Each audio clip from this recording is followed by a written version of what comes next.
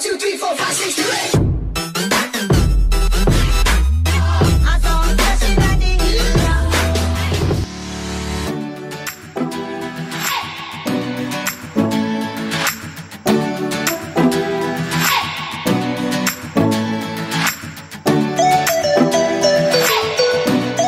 Adalah pagi Sabtunya indah dan Jessie masih lagi tidur. Cahaya matahari mula masuk ke dalam bilik tidur Jessie dan mengejutkannya. Jessie membuka matanya perlahan-lahan. Cahaya daripada matahari membolehkan Jessie dan kita semua melihat kecantikan persekitaran kita. Cahaya adalah satu bentuk tenaga. Kalkulator yang digunakan oleh Jessie untuk membuat kerja rumah juga berfungsi menggunakan cahaya matahari yang kita kenali juga sebagai tenaga suria. Matahari adalah sumber utama cahaya dan tenaga di bumi. Tetapi bagaimanakah cahaya bergerak? Cahaya daripada matahari bergerak lurus melalui udara. Cahaya matahari bergerak dalam semua arah. Setiap jalur cahaya dipanggil sinar cahaya.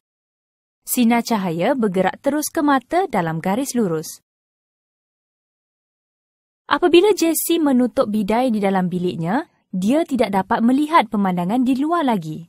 Ini adalah kerana cahaya daripada luar tidak dapat melalui bidai tersebut.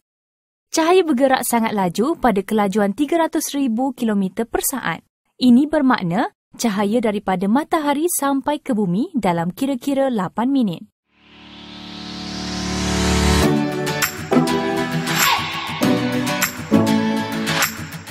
Jeff sedang bermain bola keranjang di luar rumah ketika ibunya memanggil untuk makan snack. Dia berlari ke dalam rumah untuk memanggil adik perempuannya yang masih di dalam bilik. Jeff nampak adiknya. Annie gembira melihat dirinya di hadapan cermin bersama pakaian baru. Gadis kecil ini sangat suka untuk melihat dirinya dalam cermin. Mungkin bukan sahaja Annie, tetapi kita semua akan melakukan perkara yang sama. Kita dapat melihat diri kita pada cermin kerana pantulan cahaya. Bagaimanakah cahaya dapat dipantulkan?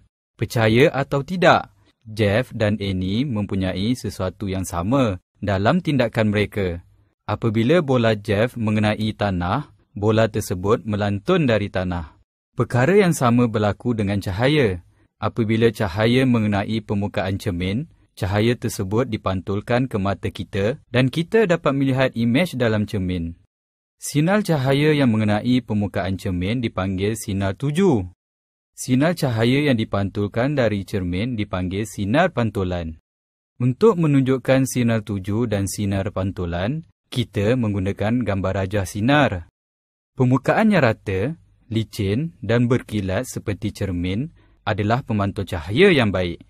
Permukaan kasar dan tidak rata seperti kain adalah pemantul cahaya yang lemah. Itulah sebab kenapa kain tidak berkilat. Pantulan cahaya adalah penting dalam kehidupan kita setiap hari. Cermin sisi kereta ayah membolehkan ayah melihat kereta yang menghampiri.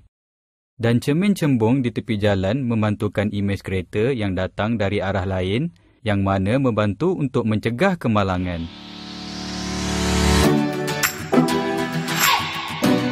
Jessie menjemput Lana untuk berenang di tempatnya. Cahaya matahari bersinar indah di dalam air menunjukkan betapa ceteknya kolam dari kedudukan mereka. Jessie menawarkan Lana minuman sebelum mereka kembali berenang.